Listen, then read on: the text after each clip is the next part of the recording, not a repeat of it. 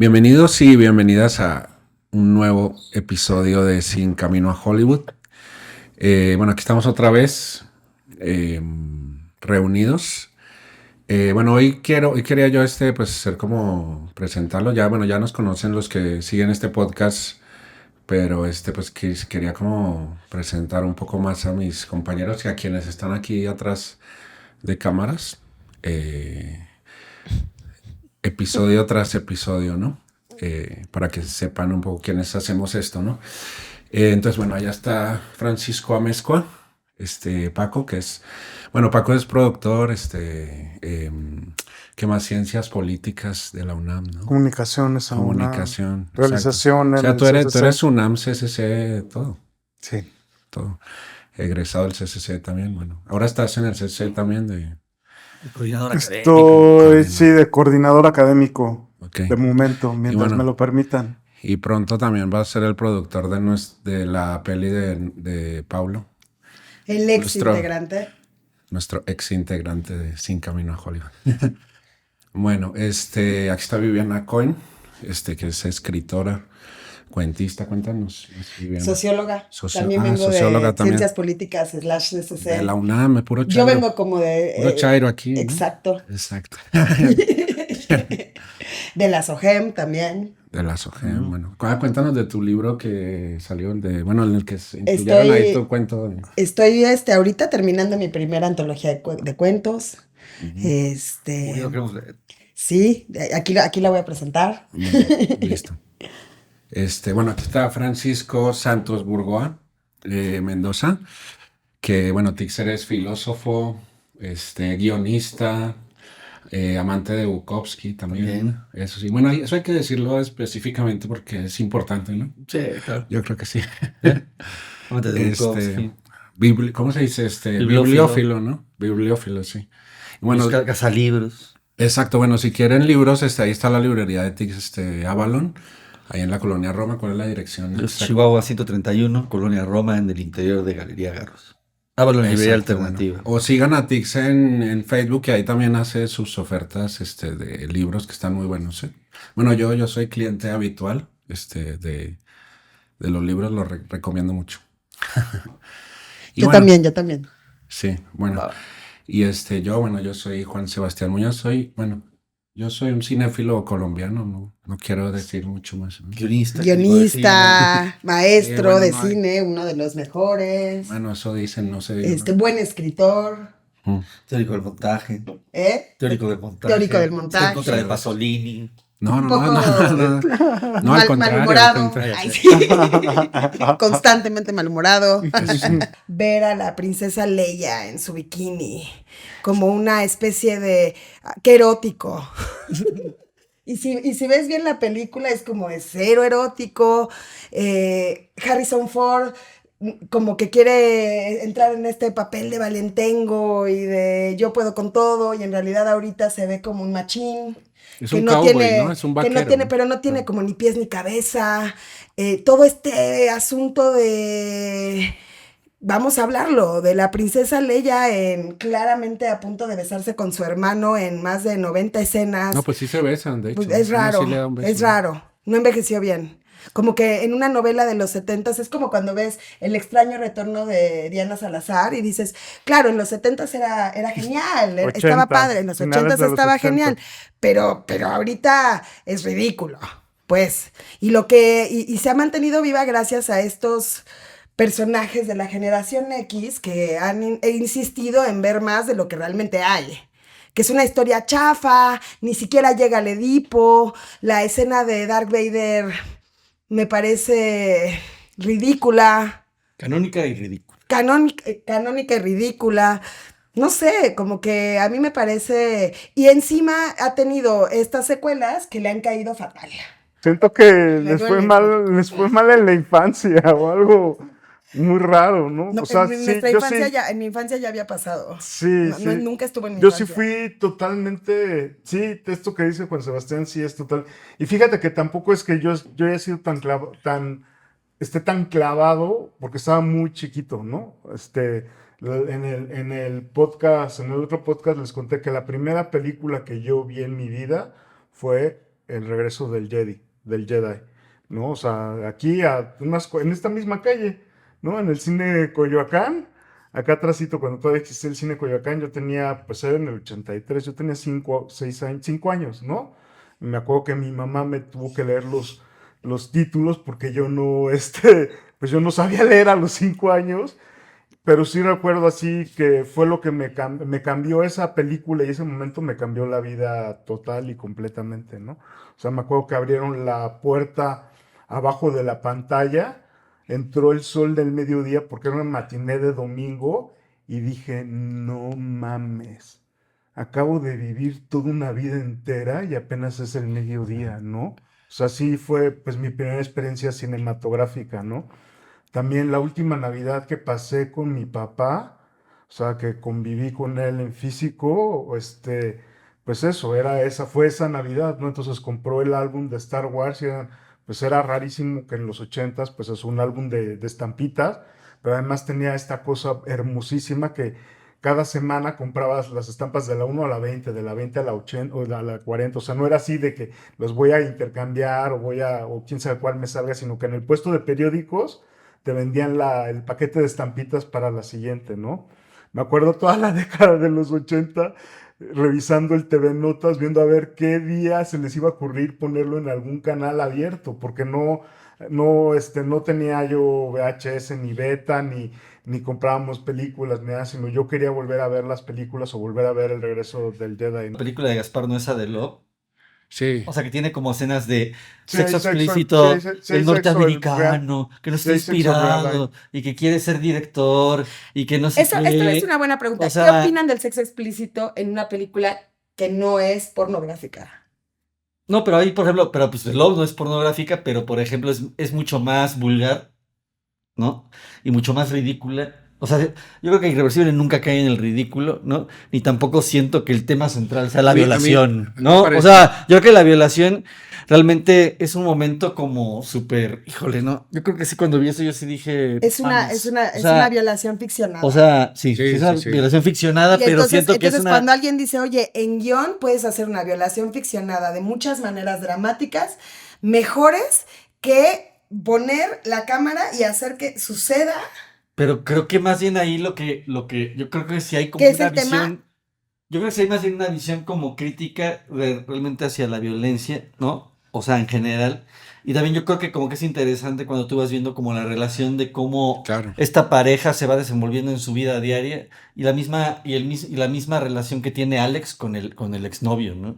O sea, donde se nota de que realmente todo se va como se van poniendo todas las posibilidades para que ocurra esa violación. O sea, cuando tú razonas en Irreversible, o sea, todo lo que ocurrió, te das cuenta que nomás por cómo estaban estos dos hombres, ¿no? Y toda la fiesta alrededor, ¿no? En torno a la Sí, pareja. sí, sí, sí. O sea, Sí, sí. te das cuenta que no, que era irreversible que pasara esa catástrofe, ¿no? O sea, yo la neta, yo la tengo fresca porque la he visto como unas 3 veces. Ahora yo ¿no? creo que O lo sea, y que me gusta, ¿no? yo Pero creo- en cambio la de Love sí me zurra, ¿no? yo creo que lo que ¿No? tú dices de cuáles son las prácticas en el set, ¿sí? No en el set, hablo No, de las historias. Sí, todo, digamos, en el concepto completo de cómo se piensa un asunto de este tema, ¿no? Sí, digamos, ahí puede ser, digamos, como un espacio, un resquicio en el que sí podemos hablar de si es correcto o no, ¿sí? Yo Entonces, lo yo pondría diría, mejor en una espérame, pregunta. yo diría- ¿Es necesario o no? Por eso, yo diría, es que depende necesario con respecto a qué, ¿sí me explico? Para que se O sea, construya una historia dramática. No, yo diría, por ejemplo, el último tango en París, Irreversible, y si hay sexo real probablemente, es probable que es necesario en el término en el contexto de la obra, ¿sí? Puede ser. Ahora, eso no justifica que conceptualmente, eso no va en contra de que conceptualmente sea machista, misógina y que en la práctica lo siga haciendo, ¿sí? Y que genere la violencia que está criticando. Que yo creo No, que eso no sé, eso no sé. No, bueno, No, es eso no. verdad. No sé si no sé, probablemente todas las películas, sí, probablemente todas, pero no sé si solo Irreversible haga eso. O sea, solo hace No, yo creo la que suma de un machismo estructural, eso sí lo hace. Pero una sola película, no sé, ¿no? O sea, todas, probablemente todas. Y probablemente, ¿sabes qué alimente más el machismo? Las telenovelas mexicanas. Pues sí. Probablemente, ¿sí? Probablemente las telenovelas mexicanas, que es esta cosa de este güey que recoge a una mujer y la trae, digamos, a su élite y la vuelve. Probablemente eso sea mucho más machista y mucho más perjudicial a nivel, porque tiene un alcance mucho más amplio que Irreversible, ¿no? Sí, es un tema. Probablemente el cine de oro haya hecho más daño que Irreversible aquí en México. Pues no sé, a mí sí, yo sí lo veo como en términos a ver, si realmente o sea, si el tema de la película va a ser realmente abordar la sexualidad, que creo que es bastante complicado, Sí. se vale cualquier cosa, ¿no? Pero si realmente, o sea, va a ser abordar reflexivamente el tema de la sexualidad, ¿no? O sea, un ejemplo, pues Saló, lo que hace Catherine Breillat, ¿no? O sea, y demás, pero creo que como que es muy fácil agarrar y decir de que la película no es porque tiene una escena explícita, ¿no? O sea, que realmente el tema central es el sexo, porque muchas veces la gente no más va a recordar eso o va a recordar su indignación ante el hecho de ver una escena de sexo explícito. Sí, sí. A ver, por ejemplo, si yo me pongo a pensar en la película esta de Brown Bunny, es una película pésima, ¿no? Que hizo Vincent Gallo, donde sale una mamada al principio le hace sexo oral esta, ¿quién es esta chica? Cristina Ricci. no, No, la de esa Kids, no. ¿no? Ah, esa es la de. ¿Cómo se llama la chica esta de Kids? Esta. A Vincent Gallo. Y Ujú. dices tú, pues bueno, esa escena, pues qué, ¿no? O sea, es una película mala, aburrida. ¿Sabes cuál? O sea, Las de Abel Ferrara, hay muchas que son así, también. de que tienes, Abel Ferrara, sí. pero como cuál película aborda, o sea, hace No, escenas hay una muy del explícitas. comienzo que es porno, Pero por ejemplo, a ver, corrupción judicial, yo creo que ahí, por ejemplo, la de Bad Lieutenant, ahí nada sobra. Cuando No. tú ves a Harvey Keitel Porque está justificado masturbándose ahí enfrente del claro, coche, está ¿no? justificado en el retrato del personaje. Pues Claro, ahí no te totalmente, salta. sí, porque de eso va la película, sí. O sea, y creo que la parte del sexo sí es importante, pero realmente yo creo que más bien la corrupción moral del personaje va más allá de las escenas eróticas. Pero porque yo creo que el planteamiento del personaje está como muy basado en Frankenstein. Sí, Es como una sí. especie de Sí, personaje es su Víctor Frankenstein. hipnotizado, que no tiene como mucho control de sus propios actos. Es la creación del otro güey. A mí me encanta que disfrute matando serpientes. Me parece cool. Como con su cuchillo está como matando serpientes.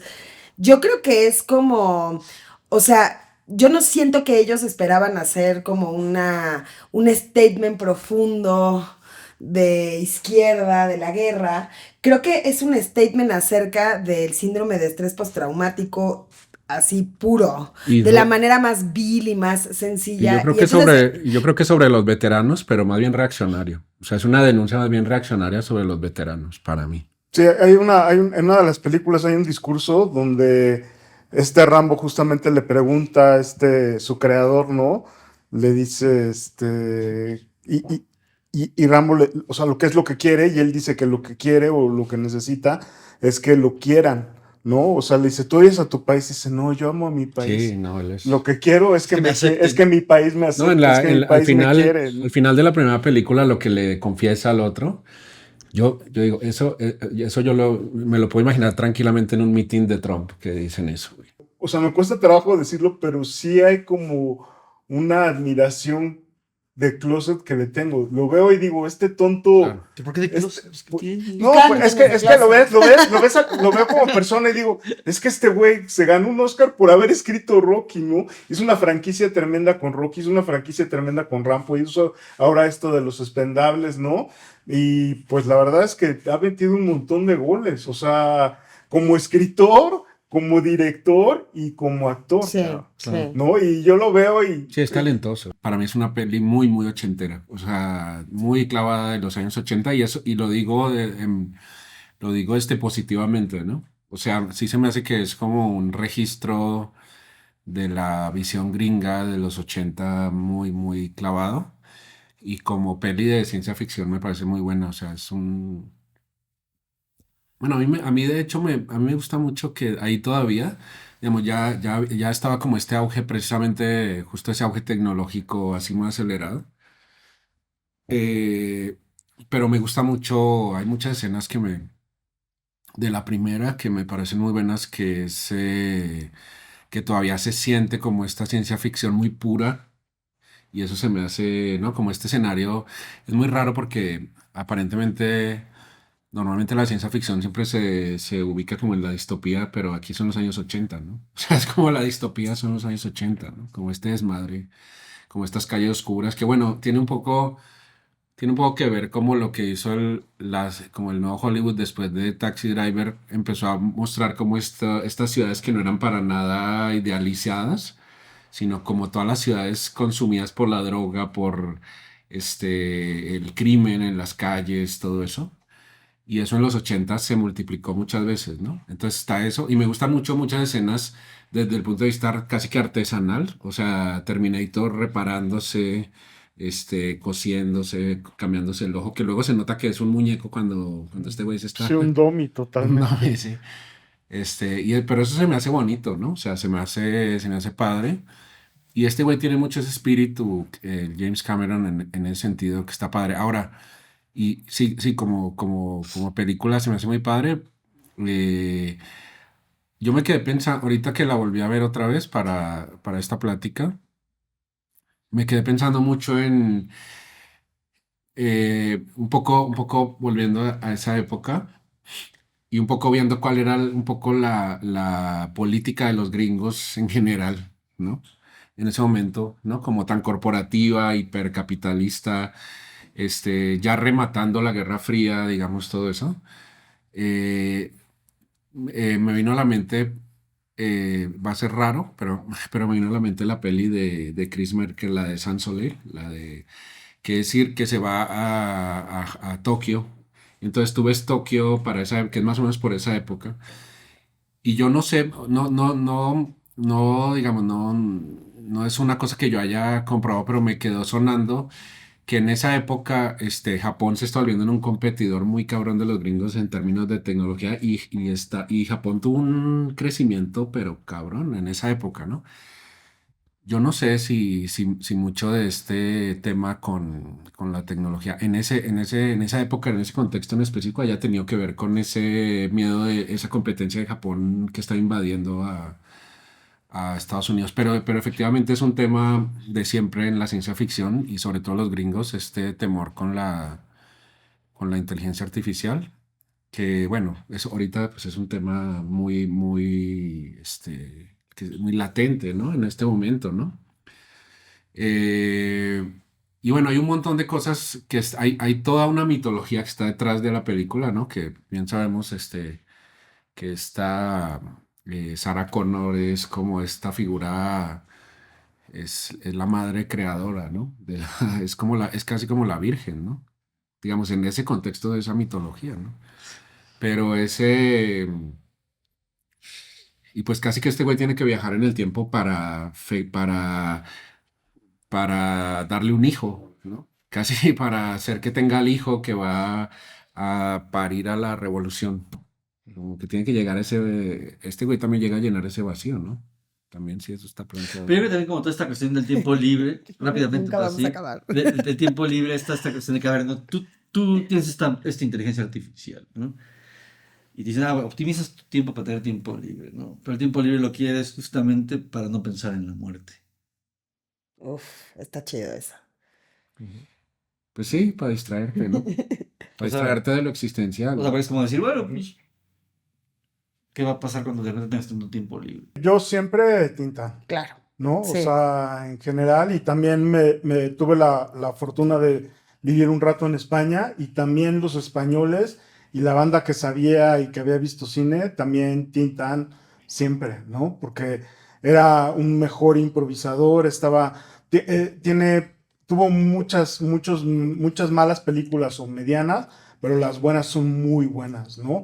Y se me hace mucho más memorable, más diverso, y pues eso, o sea, no tuvo esta cosa anquilosada ya de Cantinflas de que del diputado, del barrendero, del policía, del maestro, del doctor, que eran todas estas cosas, pues sí, súper aleccionadas con el gobierno y que eran pues como moralinas, ¿no? O sea, Sí. súper moralinas, súper ¿no? Aleccionadoras. O sea, yo soy el que tengo la verdad y yo vengo a educar al pueblo de México de qué es lo que deben de pensar, ¿no? Y pues además yo pienso que pues sí, Cantinflas tenía esta cosa física de repente torearte una vaquita y de repente bailar súper chistoso. Era corporal, Sí, es sí, una sí. comedia corporal. Sí, pero igual Tintán también bailaba chido, Sí. improvisaba chido en El Rey del Barrio, esta cosa improvisada con Tongolele, madre mía, ¿no? O las canciones, o sea, para mí uno de los momentos más poéticos de la historia del cine mexicano es cuando en El Rey del Barrio este Tintán le canta a Silvia Pinal, puta, ahí en el patio de la vecindad y toda esa voz, Fantástico. ese encanto se me hace, Sí. no, lo veo en general a Tintán y lo quiero, y quiero que sea mi amigo y todo, y a Cantinflas me No. cae súper bien y todo, pero ya justo en la época de color digo, puta, ahí viene a enseñar, a leccionar. Pero tiene algo Cantinflas que yo creo que siempre va a ser su genialidad, que es esta disrupción lingüística, que es muy genial. Pero exacto, pero es lo que No, tú- pero en términos reales, Sí, es como de todas las vueltas que da un mexicano Sí, lo del antes de decir cantinfleo, que ¿no? no. Sí, sí. O sea, de ¿No? cómo... Antes de decir que no, es como vas a poner 80 cosas que no tienen ningún tipo de No es el lógica la una hocicón. con la... no es el hocicón, Cantinflas es el resumen de la ahorita. Sí, sí. ¿Cuándo llegas? Ahorita, mañana. O sea, es decir, nunca dice nada De hecho, concreto, metieron- pero dice y dice y dice Y habla, y habla, y habla y habla. enreda. A mí, por ejemplo, me recuerda mucho, o sea, porque lo que es interesante de Cantinflas es cuando lo encuentras en alguien que conoces que habla así. Es como un vicio del habla que tienen muchas personas de decir muchas cosas y no decir nada, que se hace como súper claro ahí está el detalle. Sí, que es como una que está en estrategia. este juicio y empieza como a hablar y a tener como una verbodiarrea que además me encanta Sí, que la sí, sí. improvisa. Y esa verbodiarrea es muy clásica de cierto tipo de mexicanos, en particular de los políticos. O sea, Peña Pues Nieto. por eso encaja también con los políticos. Claro, porque sí Peña son, Nieto ¿no? era como hablaba y hablaba y hablaba y hablaba y hablaba y hablaba y nadie lo callaba. Y yo algunas veces intenté poner atención en cómo construía las oraciones. Si les ponía como sujeto, predicado, verbo y nunca lo hacía. Empezaba como a hablar, por ejemplo, de la Coca-Cola y terminaba diciendo, no, pues es que yo tomo Coca-Cola Light y la Coca-Cola es la del presidente y entonces nunca utilizaba el Peñafiel. refresco del presidente, ¿no? Decía es la del presidente. Peñafiel, Y, decía, ajá, ¿no? y entonces, claro, por Peñafiel. Y entonces es como súper interesante porque Cantinflas sí tiene como esta esencia del mexicano que no sabe decir que no y que además utiliza palabras que no tienen ningún tipo de significado como ahorita. Que estás como parado en un pueblo y te dicen, se nos acabó, pero ahorita llegan. Es que creo Y que... es como ahorita, pues, nosotros en México sabemos perfecto que puede ser en una hora, o Claro. puede no ser nunca, o puede ser mañana. A mí me parece que seguramente no es una, sin duda, se nota que no es una gran persona, ¿no? Obviamente que no. Pero yo sí confieso, digamos, eso no lo digo como desde un punto de vista muy racional, ni analítico, ni nada de eso. Yo la verdad sí disfruto mucho sus películas, o sea, Yo también. todas, yo sinceramente todas. Hace poco vi una que se llama, una que es muy menor en su filmografía, que se llama El Jefe de Todo. Es muy una buena. comedia. Puta, es genial, a mí me De encanta. toda la burla que hace de Office. Sí, es O una sea, burla de es Office, como- totalmente, sí. O sea, porque realmente, a ver, si en The Office hay como, pues sí, cierta, o sea, hay un No, humor y como aparte realista. hace estos encuadres todos raros, ¿no? Como que les corta la Exacto. cabeza, y hace como John Cox así bien extraños, ¿no? Pero también, Es una exacto, cosa- como que rompe con como todos los de- ritmos de como la de Office. comedia, ¿no? Sí, sí, sí. O sea, Pero es que yo insisto que él está muy anclado, yo estoy de acuerdo a lo que dice Viviana del melodrama y yo creo que la tragedia también, o sea, él está muy anclado a lo clásico europeo mucho, o sea, y no solamente lo dramático, lo narrativo, sino creo que incluso lo visual, o sea, por ejemplo, tú ves planos de melancolía o de anticristo, ¿no? De la misma ninfomanía y son planos que son prácticamente pinturas, ¿no? O sea, son cosas así sí, de bueno, esos- Botticelli, de... esos famosos planos Sí. en cámara lenta Sí. de esta Kirsten Dunst cruzando vestida de novia, cruzando el Está de jardín, Van Gogh. ¿no? Sí, bueno, él es dos cosas. Disculpa que te Una es pintor. Él pinta de toda la vida y Sí. tiene obra El tipo es culto, sí se Yo ve creo que que es se ve. culto. Y dos, que ese está bien perra, él opera la cámara, ¿no? Él lleva fotógrafo, pero él como quiere decidir qué se ve, cómo se ve y todo, Sí, hay muchas tomas que él decide, ¿no? él opera la cámara, ¿no? Lo cual no es muy común. O sea, normal. bueno, sí. Pero bueno, yo digo, o sea, bueno, también, por ejemplo, el elemento del crimen en estas películas yo siento que tienen mucho arraigo justo en estas historias que luego en Europa eran como mucho de folletines así del thriller, ¿no? O sea, del que está descubriendo un crimen y luego pues él le mete toda esta cosa que sí es mamona. Como que es filosófica. filosófica y que cruza como con la fantasía y de decir meterse él en el personaje, ¿no? O sea, de este güey que está inundado por esto, o en por ejemplo, Anticristo parte como una tragedia muy gruesa, o sea, de un evento trágico muy cañón, pero a partir de ahí se empieza la película como a desgarrar así como, y yo siento que eso era muy común, era una cosa que en siglos pasados en el arte europeo eso era muy frecuente, o sea, bueno, la casa de Jack está muy arraigada a la Divina Comedia, así de clavado. Sí, es muy atascada, ¿no? Es muy atascada. Pero Todas yo. las películas son muy No, pero yo creo que Casa de Jack sí es el colmo. La casa de Jack ¿No? O sea, me incomodó mucho. O sea, la peli me incomodó así. Dije, puta, este güey. O sea, y se salía la gente. Yo creo que son muy comunes las películas de él. Pero ahí, a mí personalmente, o sea, te digo, eso lo digo más desde una cosa muy personal. Hay una cosa que sí me atrae mucho de las películas de ese cabrón, ¿no? pero por una parte es brechtiano. No, es brechtiano en Dogville. No, es brechtiano No, en en todo. Manderley también. En No, todo, por Dios, en no, todo. no. No. O sea, por ejemplo, a ver, ponte a pensar así, por ejemplo, en lo que es al principio De su de la carrera. película esta de Jack, ¿no? Toda esta cuestión cuando te meten, por ejemplo, todo este monólogo interno de Jack hablando con el psicólogo. Por otra parte, toda esta referencia, por ejemplo, de la perfección del crimen con esta imagen de Jack, de Glenn Cloud tocando el piano, ¿no? O sea, por otro lado, todas estas imágenes como fijas, ¿no? O sea, al mismo tiempo como paralelas, como a la mente del asesino. Archivo, o sea, también te mete que es así archivo, como ¿no? todo este laberinto barroquísimo, que en momentos hasta... Es que es barroco. o sea, Barroco sí es mucho. que de alguna manera eso impide Sí, saturado. que tú puedas como de inmediato compenetrarte con el personaje. O sea, estamos acostumbrados a que siempre que Pero vemos una ¿a película... poco si has llegado con un personaje Lars von Trier y dices, güey, estoy compenetrado con ese No, personaje? no, por eso, para mí lo que me Los gusta de Lars von personajes Trier... Nunca No, es que llegan justamente a... por lo que me gusta el cine de él es justamente porque no se queda únicamente con la lógica de que tú te tienes que identificar con el Sí, yo personaje. estoy de acuerdo. O sea, por ejemplo, Wittenberg lo hace muy bien. O sea, tú ves Drog, ¿no? Sí, más- o la última copa, y de inmediato conectas con ese grupo de maestros. O sea. Es más convencional, ¿no? O sea, entras.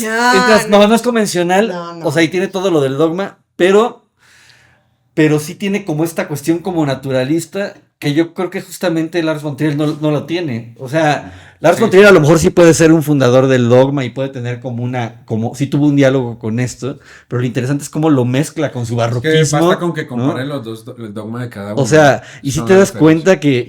cuenta que si tú buscas como identificarte con los personajes de Lars von Trier, por ahí no va la cosa. Pero el diario de Bridget Jones, No mames, o sea, yo creo que el diario de Bridget Jones, y lo voy a decir, es una obra de arte. Sí, es una película que tiene ¿Cómo puedes decir eso de soy de Lars von Trier? No, o sea, es que no mames. y no porque entiendo. tengo sentido común. No entiendo. Pero Bueno, a ver, lo que sí es que el diario de Bridget Jones sí es coherente con su tono. sí, además es una extraña adaptación de Orgullo y Prejuicio, lo cual la hace... Pues todas, o sea, No, sí. no todas pero... son no, creo que lo que estamos cayendo un poco es como en el cliché de lo que se cree de las comedias románticas. Una cosa es Jane Que a mí Austen sí me gustan y una unas. cosa es que Jane Austen tiene un montón de adaptaciones de Orgullo y Prejuicio desde los años 60, pero lo padre de antes. David Lean. De hecho, en YouTube hay como un video en donde se recopilan todas las veces que el señor Darcy se peleó con Elizabeth Bennet. Sí, pero es muy buena. ¿No? Y lo tienes así. Y El libro Bridget está Jones es chido. una adaptación fantástica ¿Pero de las Orgullo y tres Prejuicio. o la primera? Solo la primera. Y lo que hacen es, sitúan a Elizabeth Bennet, que en la novela original tiene 18 años, en un contexto contemporáneo de Inglaterra, creo que también principios de los 2000, si no me equivoco. Sí, es 2000. Pero lo que es padre es que sostiene todos los personajes del libro, todos. Darcy, Mr. Wickham, Tiene todo, en vez de las hermanas están los amigos de Bridget Jones. Sí, sí, sí. En vez de como que Elizabeth Bennet le gustaba ir al bosque y leer libros y guardar su romanticismo, a Bridget Jones le gusta salir a tomar a los pubs. Entonces yo creo que Bridget Jones no es que traga helado.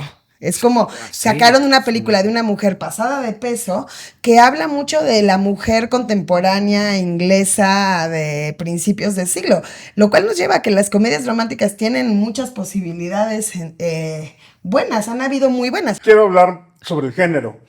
Primero, pues funciona muy bien porque es algo que experimentamos todos los seres humanos, ¿no? O sea, generalmente cualquier película siempre debe de haber una subtrama de un amor, ¿no? O sea, generalmente, aunque sea pequeñito en cualquier parte, los gringos son expertos en eso, ¿no? Cualquier adaptación o cualquier cosa siempre tienen que encontrar que haya, pues, por ejemplo, en El Señor de los Anillos, la relación de Arwen con... Sí, siempre Sí. meten algo. No, o sea, eso era así un apéndice, ni existía, pero necesitaban, pues, meterlo, bueno, no es gringa, dinero gringo, anglosajones, Nueva Zelanda, whatever, pero es importante porque es algo que esperamos, que necesitamos, y que pues todos hemos experimentado de una manera u otra, ¿no? Entonces por eso siempre es una subtrama, ¿no? Otra también es un género o generalmente que le gusta mucho a las mujeres. Es un cliché. Sí. Hablando de clichés. Pero no sé, yo de repente no soy tan fan, o sea, las disfruto mucho, pero a priori yo no compro boletos o voy a ver comedias románticas porque quiera o necesite verla, ¿sabes? O sea, las acabo viendo, hay muchas que me encantan, hay cosas muy bien hechas, pero en general no es algo que yo consuma como a priori, pero también, otra vez, ver piedras, ¿quién va a ver piedras, no? Ah.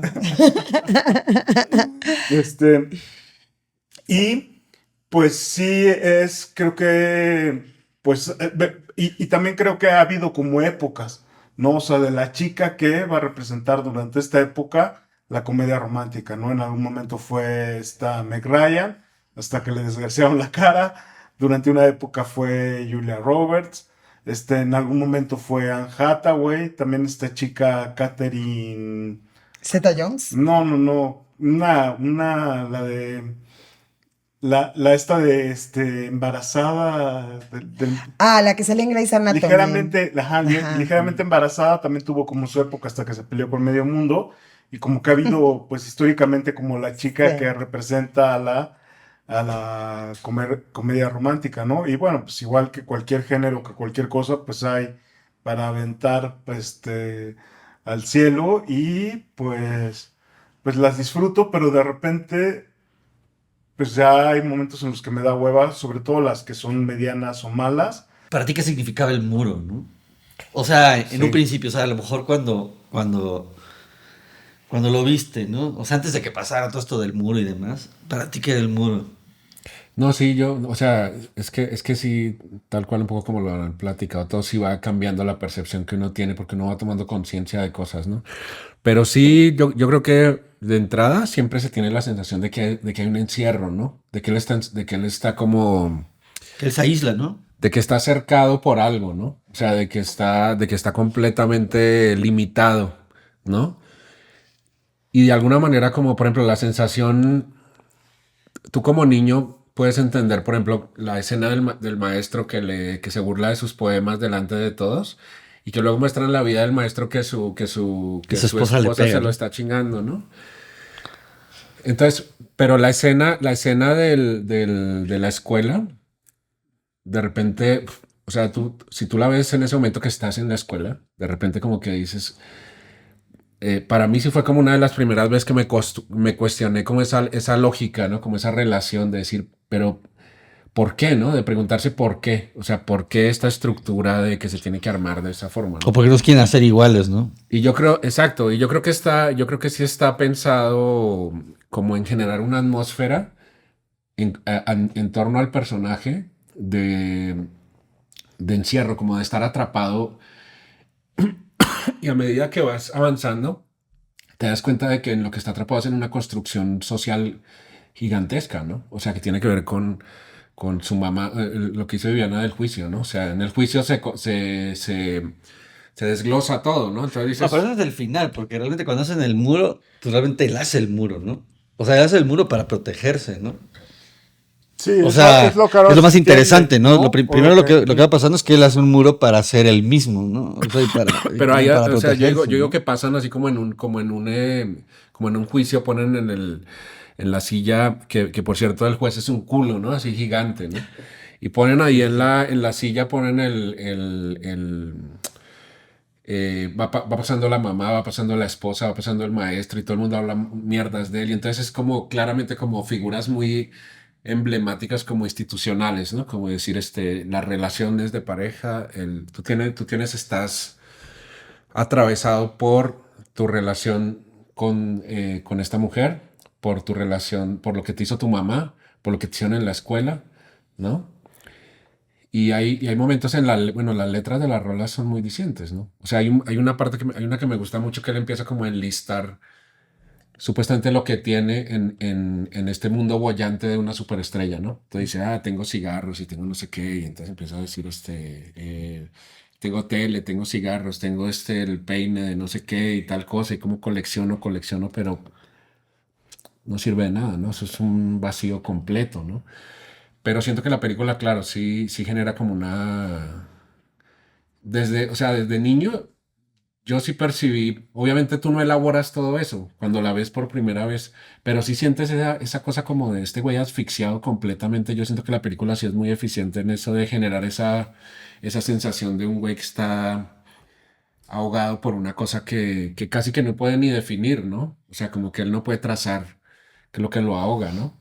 Eso sí siempre lo he tenido, claro, después tú vas elaborando y obviamente también como dice Viviana en la vida y como dice Paco, en la vida vas viviendo cosas y entonces puede pasar que vuelvas a la película y dices, güey, ya, no, pues ya, ya le entiendo más, ¿no? Ya entiendo más a qué se refiere, ¿no? Pero esa sensación de asfixia para mí sí desde el comienzo, ¿no? Pues es que es bien interesante esa escena, ¿no? Porque cuando se vuelve fascista, pues yo creo que se vuelve como cómplice del poder, ¿no? O sea, si te pones a pensar en toda la cuestión como del thatcherismo, ¿no? Y demás, ¿no? Y que a fin de cuentas es cuando tiene como este intento de suicidio, ¿no? Y que de repente, pues tú lo ves como con esta metamorfosis de los gusanos, ¿no?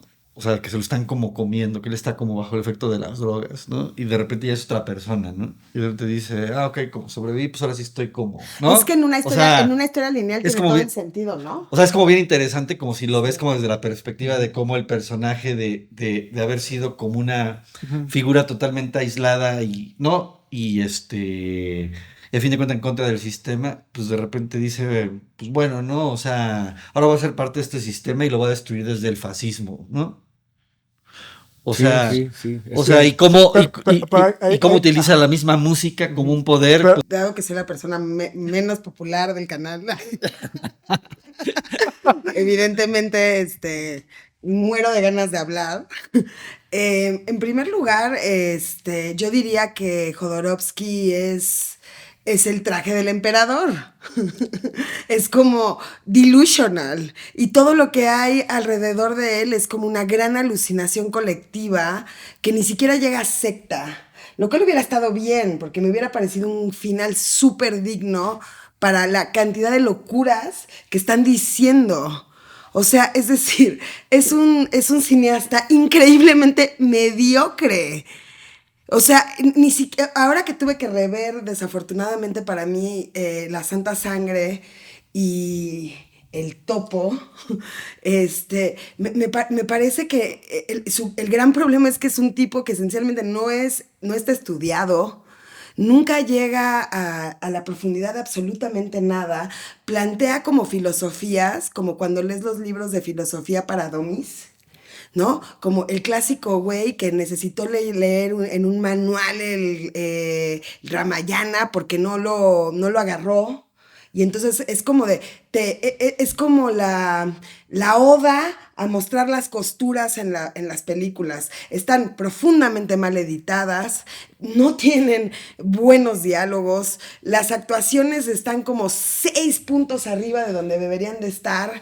Y lo que más me molesta es como el falso uso de la sociología y el falso uso de la antropología y el falso uso de la psicología para hacerle creer a la gente que no ha estudiado sociología, no ha estudiado estudiado antropología, no ha estudiado psicología, que el dude tiene un punto que nunca lo ha tenido, ¿no? O sea, es decir, es como un montón de personas ven películas relacionadas con México que les parece una cultura muy extraña, que es difícil de entender, y entonces llega un cineasta chileno a hacer falsas películas mexicanas, porque pues, de hecho La Santa Sangre está en inglés, actuada, hecha en México, pagada por los gobiernos priistas, por todos ellos, porque era un reaccionario favorito de la derecha y siempre lo ha sido. Y entonces él utilizaba eso para hacer películas en inglés.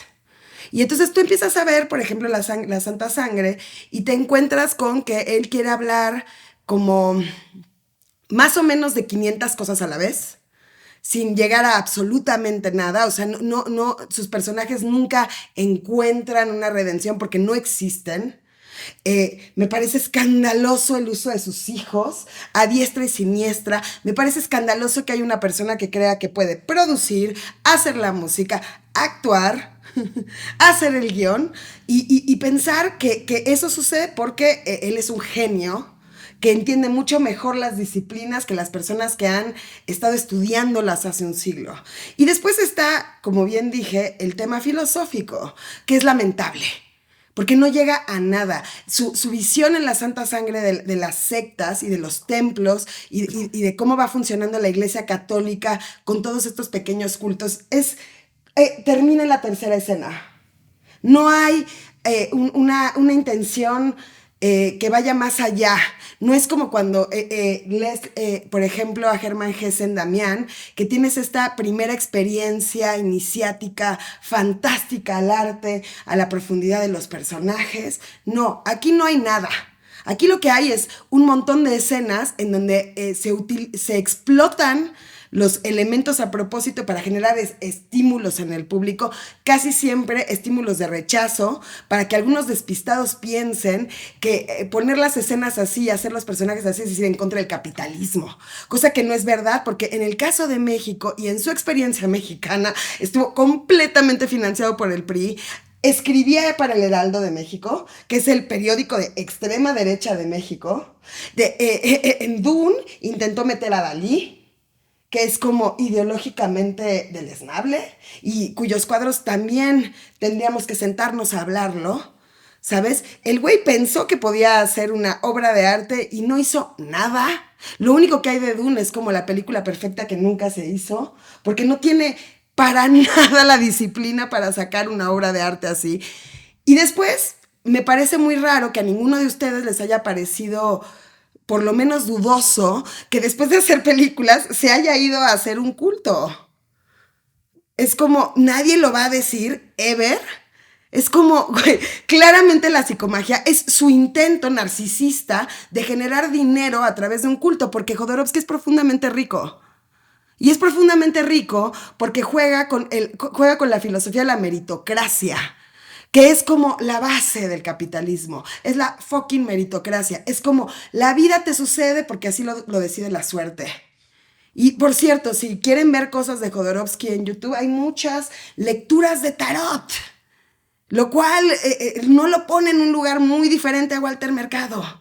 A pesar de que ustedes consideren que porque lo dice Jodorowsky es mucho más genial. Porque la única persona que realmente cree eso es Jodorowsky. Jodorowsky es que nació y dijo, yo puedo hacer todo. Todo. Y entonces entra al surrealismo, que evidentemente es una cosa muy vulnerable y muy importante para el arte. Y en ciertas partes, o sea, por ejemplo, yo voy a decirlo, la obra de teatro que tú dices que hizo cuando llegó es genial. Es genial, está bien dirigida, las imágenes son impresionantes. Entiendo que algunas imágenes de su ópera prima que la acabas de decir y yo... Fanny Liz, ¿no? Exacto, son geniales. Tiene como estos momentos de paneles. Hay que decirlo, gran fotografía en la mayoría de sus películas. Es como, es una buena fotografía, están bien montadas las escenas. Lo demás es una locura. Él actuando en Topo. Es una locura, o sea, lo único que ustedes fueron a hacer al cine fue ver el Topo y ver a Jodorowsky. En realidad fueron a ver a Jodorowsky. Es como Jodorowsky pudo haberse sentado en un podium en el Auditorio Nacional y decirles a todos ustedes, por favor, véanme, aquí estoy, genial. Y ustedes dicen, güey, qué bárbaro, qué artista. Qué maravilla. Es equiparable a comprar una escoba en zona Maco. Eso es lo que es Jodorowsky. No es mucho más. Y si quieren hablar de absurdo, y si quieren hablar de cosas importantes sociológicas, tenemos grandes autores. Pero a ver, es como un poco... como Samuel Beckett, como Ionesco. Y si quieres hablar de cine y absurdo, tienes a Luis Buñuel, que sí le entraron al tema. O sea, habría que preguntarnos el abismo que existe entre el ángel exterminador Viridiana pero es que y sí la son Santa diferentes. Sangre. No jodan. No, pero sí es diferente. Que además la Sangre es una oda a los actores de Televisa. Pero yo creo que, por ejemplo... me encanta, porque es como, el güey nunca se sale del sistema. Fando y Liz fue creada cuando estaba prohibido hacer películas. O sea, tenés que pertenecer al sindicato de directores para tú poder dirigir una película. Entonces, la manera en que encontraron estos brothers en esa época fue hacer 3 cortometrajes y juntarlos y diciendo que es una película. Ese es el caso de Fando y Liz, ¿no? Que son cortometrajes que se exhibieron todos juntos, ¿no? Porque en ese momento no estaba permitido, ¿no? Y también, o sea, la de Santa Sangre, pues la filmó en la década de peor carestía de cine mexicano, ¿no? Y no fue una producción, pues, barata ni fácil, entonces, pues creo que se salió con la suya, claro, ¿no? Pero Yo creo que sí, David Lynch es un buscador, ¿no? Sí, o sea, es como un, yo creo que aunque sea un poco patético, es como un Boy Scout, ¿no? O sea, no sé, a mí hay una parte de él que se hace como, por una parte, es como una mezcla, es como, o sea, como que es un director que juega mucho, ¿no?